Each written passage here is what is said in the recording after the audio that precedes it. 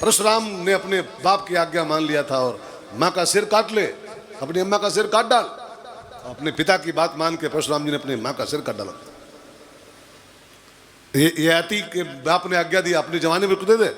वो बुढ़ा हो गया था उसका बाप, ये आती तो बुढ़ा हो गया था, तो संसार के भोग नहीं भोग पा रहा था और उसकी इच्छा भी बची थी संसार के भोग भोगने की। तो उसका युवा लड़का था, युवा, उसको आज्ञा दिया, तेरे बाप की आज्ञा है कि संकल्प करके जवानी अपनी हमको दे और बुढ़ापा ले हमारा तू। तो उसके पिता, उसके लड़के ने यादी के अपनी जवानी उसको गिफ्ट कर दिया, बुढ़ापा उसको वापस ले लिया। फिर वो भोग भोगा और कुछ दिन तक बाप। अब ये सब आदेश हैं, लेकिन ये सब आदेश अनुकरणीय नहीं है। अच्छा आप बताओ, कोई बाप अपने बेटे को आज्ञा दे अपनी अम्मा का मुड़ काट लो, अम्मा का सिर काट लो, और लड़का उठाए गड़ासा और बांका अपनी अम्मा का सिर काट डाले, तो ये सिद्धांत है कि अपवाद है? ये सिद्धांत बन सकता है कि अपवाद है खाली बस है? परशुराम ने अपने बाप की आज्ञा मान के अम्मा का सिर काट दिया, ये सिद्धांत नहीं हो सकता है, ये अपवाद है खाली बस है।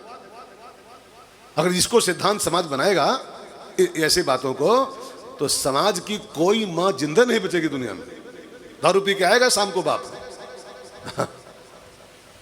दारू पी के आएगा, अम्मा से 2 गाली देगा, अगर वे लड़के बड़े से उठा इसका सिर काट ले अपनी अम्मा का, मेरी आज्ञा है। तो संसार में कोई अम्मा जिंदा नहीं रहेगी, सब मारी पड़े होंगे, सब कट जाएंगे अम्मा संसार के। कोई नशेड़ी बाप ये पता नहीं कब आज्ञा कट डाल सिर इसका, गांजा पी के बोले, दारू पी के बोल दे, गुस्से में बोल दें सिर काट ले अम्मा का अपने। ये अपवाद हो सकते हैं, ये सिद्धांत नहीं हो सकते। हरिश्चंद्र ने अपने एक वचन के लिए अपनी बीवी को खड़े खड़े बेच डाला, बच्चे को बेच दिया, ये सिद्धांत नहीं हो सकता है, ये अपवाद हो सकता है खाली बस। हरिश्चंद्र जी ठीक है, सत्यवादी हरिश्चंद्र, लेकिन ये ऐसी बातें अगर सब मानना शुरू कर दें कि एक बात के पीछे अपनी बीवी बेच दो, अपनी बात रखो, बीवी बिक जाए, बच्चा बिक जाए, तो ये कोई सिद्धांत थोड़ा हो सकता है यार। ये बस प्रणाम करो इन कथाओं को बस, खाली ऐसे इसको फॉलो नहीं करना चाहिए, प्रणाम करो खाली बस। नहीं, एक बात के पीछे बीवी बेच दो, बीवी क्या बीती होगी।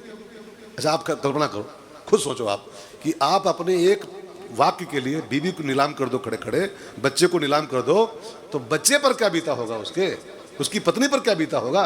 उसकी तो बात रह गई, ठीक है, एक बात रह गई उसकी, लेकिन बीवी पर क्या, उसकी भावनाओं को कदर किया, उसकी भावनाओं को, उसके जज्बात को समझा, नहीं समझा। ये कुछ ऐसे अपवाद हैं शास्त्रों में जो सिद्धांत नहीं हो सकते, अपवाद हो सकते खाली बस।